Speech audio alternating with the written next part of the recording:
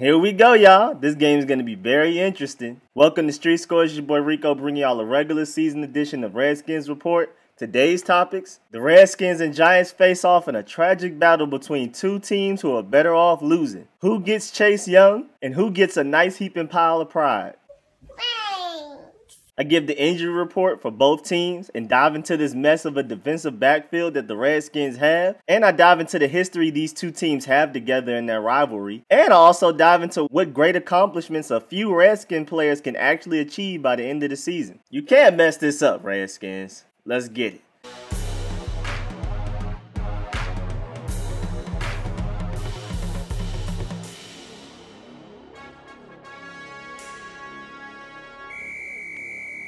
The Redskins and Giants will duke it out for the 176th time. That's crazy when you really think about it. That's a lot of games, bruh. But what's even crazier is that the Giants diddy-bopping us in this rivalry is like a thing.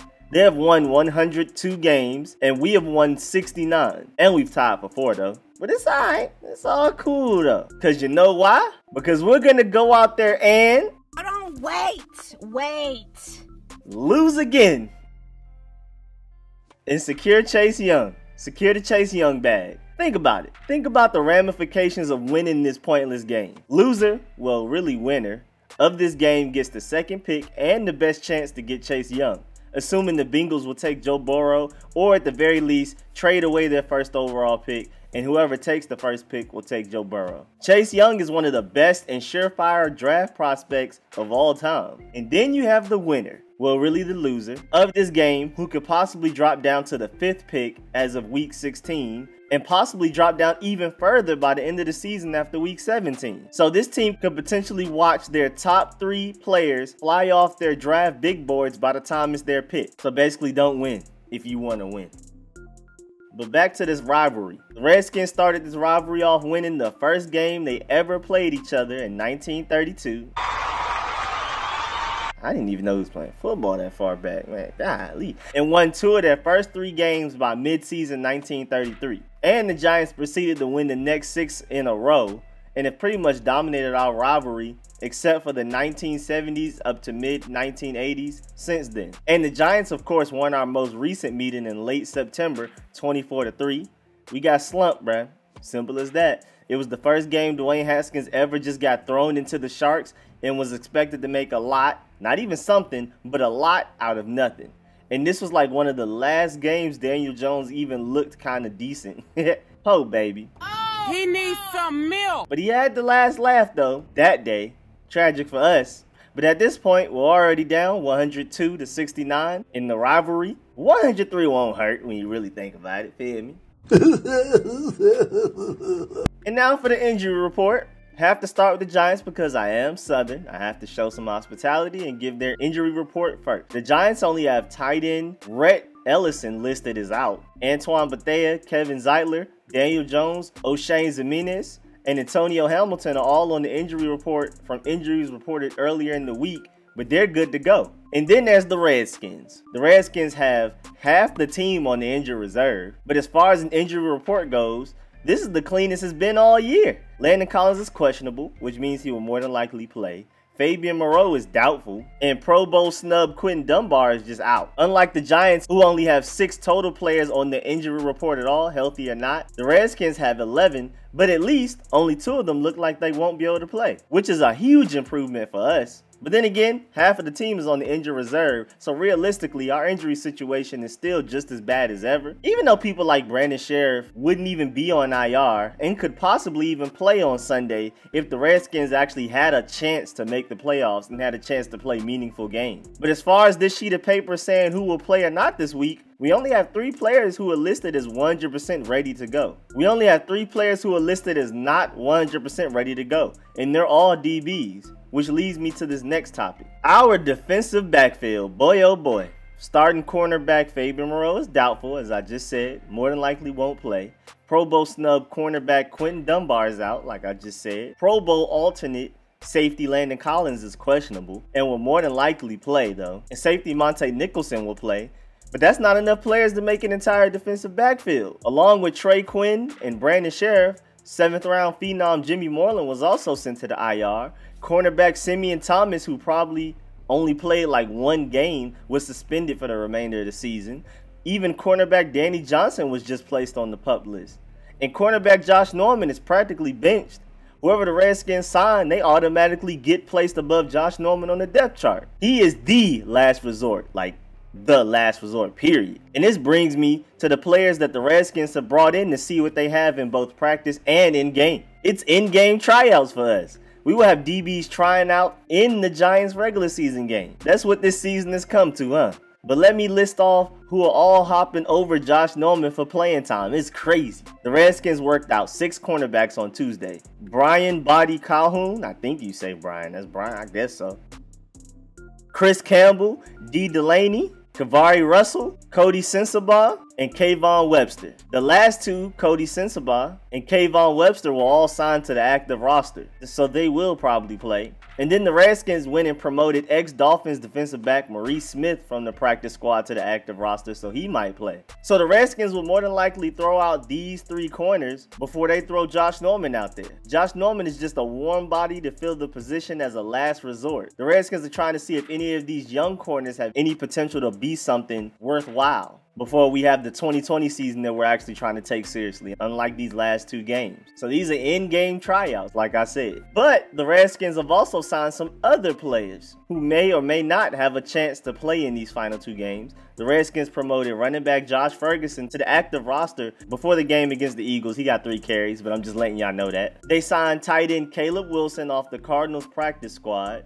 They promoted offensive tackle Timon Paris to the active roster. And most notably, the Redskins signed high-ceiling Emmanuel Hall, wide receiver, who I had us taking late in one of my mock draft videos earlier this year. So I'm kind of a genius. But yeah, the Redskins signed Hall to the practice squad. He's 6'2", 200 pounds, and run a 4.39 40 time. He averaged 23.5 yards per catch at Missouri with Drew Lock throwing to him. Hall has so much potential, but he comes with some red flags. Off the field issues, injuries, mental capacity and determination to give it his all while not 100% healthy. A lot of does he take this sport seriously enough type of stuff. And also an injury history. But if he were to somehow pan out, he could be great. But the chances of him panning out honestly are very slim, especially with his track record of not figuring it out with the Bears and the Buccaneers earlier this year.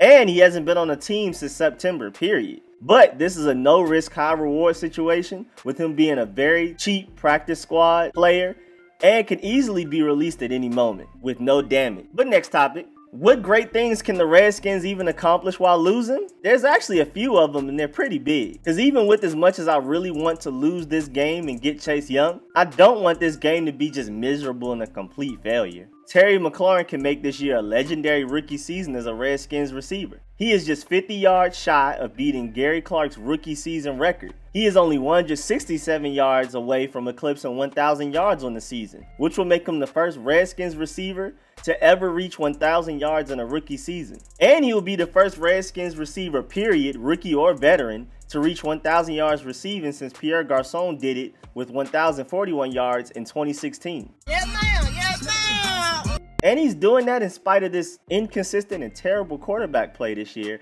And he doesn't have a Deshaun Jackson taking the lid off the defense. He's practically doing it out there by himself. No Jordan Reed, no Vernon Davis, no nothing as a distraction. That's the most impressive part of all of this. And then there's Adrian Peterson, who is currently tied with Walter Payton for the most rushing touchdowns in NFL history with 110. He can easily take over the 4th place. And have it all to himself and put a small dent into trying to reach the 3rd place by the end of the season, which is like 20 touchdowns away. So that definitely won't be done this season, but he can put a little dent in it. And also, if Adrian Peterson reaches 1,000 rushing yards this season, he is currently at 784, 216 away. He gets a $500,000 bonus. That's an insane incentive. Shoot, if they promise to take me to Cheesecake Factory, I can get you like 50. I'll run with my life on the line.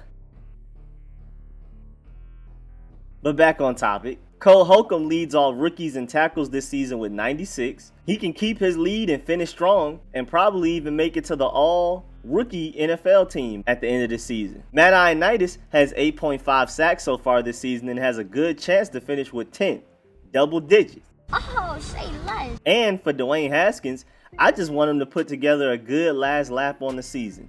String together a good to great last 3 games. Don't win now. Don't do that. Definitely don't do that.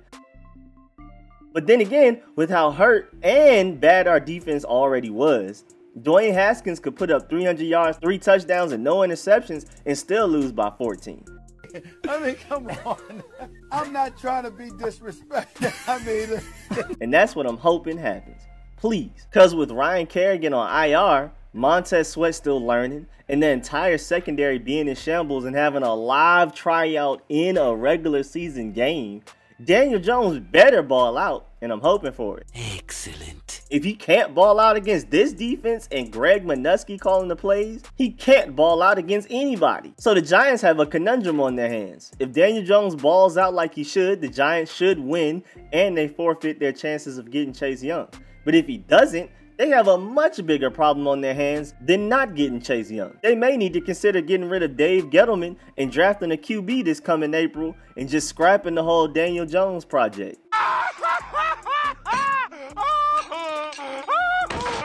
The Cardinals scrapped the Josh Rosen project, and look how well it's looked with Kyler Murray at quarterback.